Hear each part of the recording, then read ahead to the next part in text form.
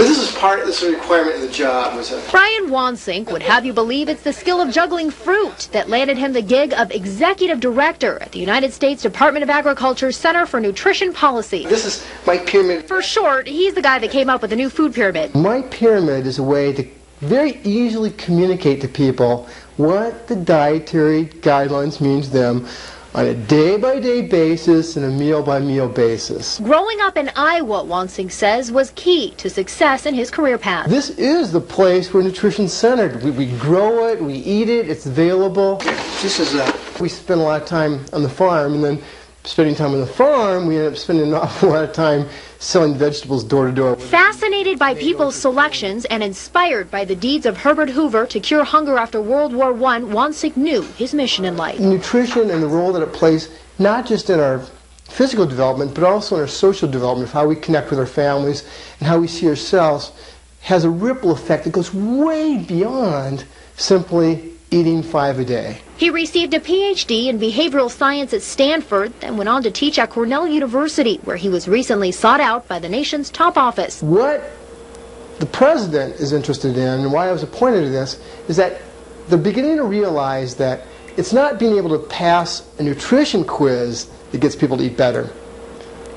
It's an understanding of behavior that gets people to eat better. Wansink was brought on board the USDA to revolutionize the way Americans think about eating and draft the 2010 dietary guidelines. This is an opportunity of a lifetime. This is the sort of thing that I've dreamed about. I am not going to sleep until I've done everything I can to make it happen. Last piece.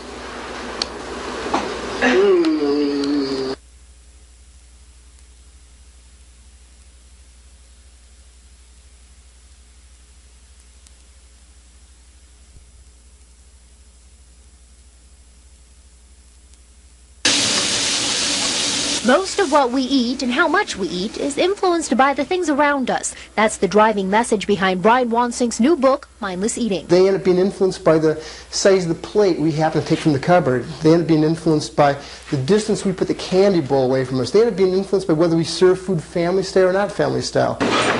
Whether it be the comfort foods we like or whether it be the lighting in the restaurant, all these things end up biasing us. Part of Wansink's work as the USDA's Executive Director of Nutrition is to revamp the food pyramid and decide what Americans should be eating. But to get people to eat better, Wansink believes we must go beyond to understand why we make certain food choices. Most people believe that they know what they like. In reality, our taste is tremendously suggestive. Changing labels is one way Wansink says companies can get people to consider food they probably wouldn't otherwise. Take, for example, the words thick and creamy on this box of macaroni and cheese. Or even using descriptive words like famous or zesty to describe an entree on a menu.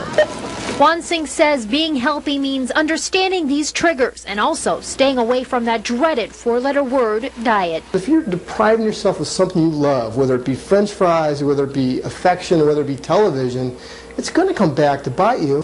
The key, Wansink believes, is to make 3 small changes a day. Those could be as small as saying, okay, every morning I'm going to have some protein for breakfast. Or they could be as small as saying, I'm not going to have a snack unless I have a piece of fruit before I eat that snack. This is small steps to becoming a more mindful eater. This is actually the opening sentence and the closing sentence of the book. The best diet is the one you don't know you're on.